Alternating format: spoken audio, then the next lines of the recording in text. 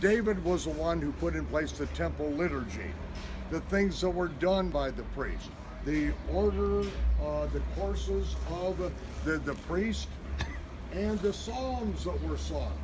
David, Nathan, and Asaph were the prophets that wrote the psalms, which is the temple liturgy. And what psalms were sung at what time, for what festivals, and what was done at these things, it was David who was a prophet who saw that. Now, I think it's significant that, remember, David was the one that brought the tabernacle, the Ark of the Covenant from Shiloh.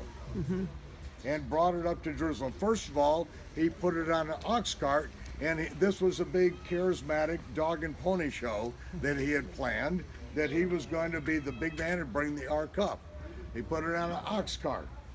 Started to come on up, and the ox stumbled, shook the cart, and the priest put out his hand to rescue the ark from destruction, and he was struck dead. And David was offended. You know, he was doing what he thought he was supposed to do, but wait, he didn't read as he was told. Every king was supposed to make a copy of the Torah. And the Torah says that it's to be carried on the shoulders of priests, and that is the order that is to be done. You're not to do your own dog and pony show or your ox and cart show. And so what happened is that somebody died. And so the ark stayed right there in the home of Obed-Edom for a number of years, and David saw that everything that happened to his household, he was just blessed. And he really wanted to bring the ark up.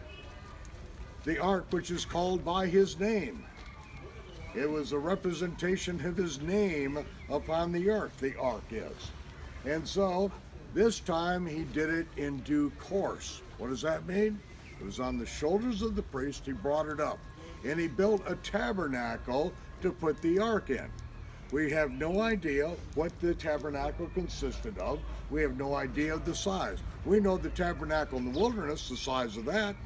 We know what size Solomon's temple was. But we have no idea of either the size, the material, the construction of the tabernacle of David. But we do know that's where the ark was. We also know that the high priest alone is allowed to go in before the Ark of the Covenant on one day a year. But yet David went in before the ark, and that is where he praised God, and obviously he would have had to have received revelation that he was allowed to do so. Even putting the ark on a cart and bringing it in, which would be logical to do, someone struck dead because he was out of order. And so the only way that he could go in before the ark, he had to have revelation to do so. And that's different than takanot. Takanot are laws which change or negate biblical law, all right? But there are points in time in history when prophets have spoken to give instructions to Israel, and one of those things was David was somehow allowed to go in before the Ark of the Covenant, and David, as Peter said on the day of Shavuot, David saw beforehand the coming of the Messiah. Prophetically, he saw it. And he put in place all of the prophetic shadow pictures that we see Yeshua fulfilling. We go back and just touch on one. The priest leaving on the 10th day of the month of the Aviv, going out between two columns of priests out the north gate, and then the high priest and his entourage going to the sheepfolds of Bethlehem and selecting the most perfect Passover lamb from among all of those that were groomed, bred, and raised by the Levitical priest in the sheepfolds of Bethlehem, selecting it, bringing back into the city amongst much pomp and circumstance, with two columns of priests waving palm fronds and cedar boughs and crying out, Hosanna, blessed is he that comes in the name of the Lord. And this is what David put in place. Do you see it in Exodus anywhere that we're supposed to do this? It just says select a lamb. That's what we did in Egypt. But what we did in Egypt, we never ever did again. We never did Passover again the same way. We never went to our neighbors and took all their jewelry and then left town. For instance, okay?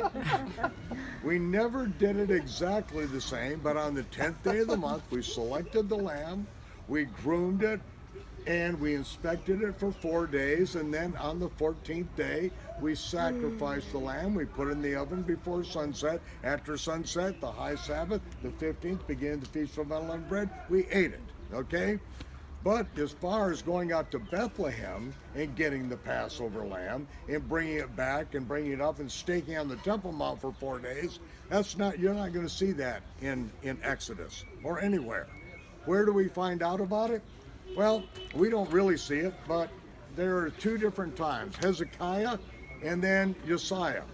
Both during their reigns, Israel, who had been out to lunch and not keeping the feast, actually in the time of Josiah, the Torah was actually lost. It was in the rubble in the temple. Everything was covered with dust.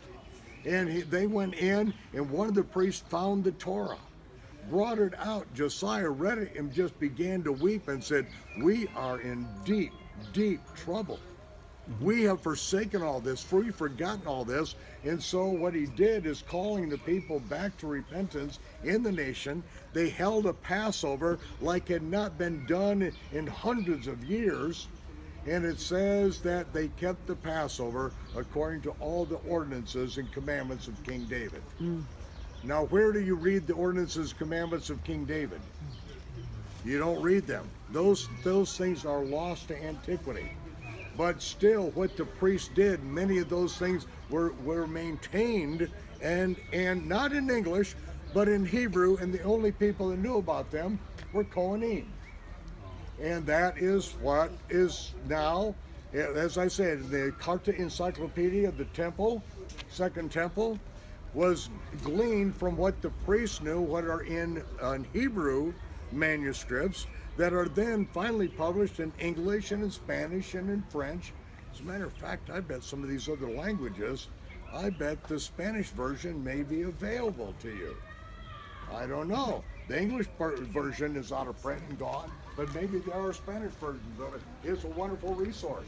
It is so good that I had 2 in my office and somebody stole one. Oh. I've also had people steal brimstone. That doesn't make any sense.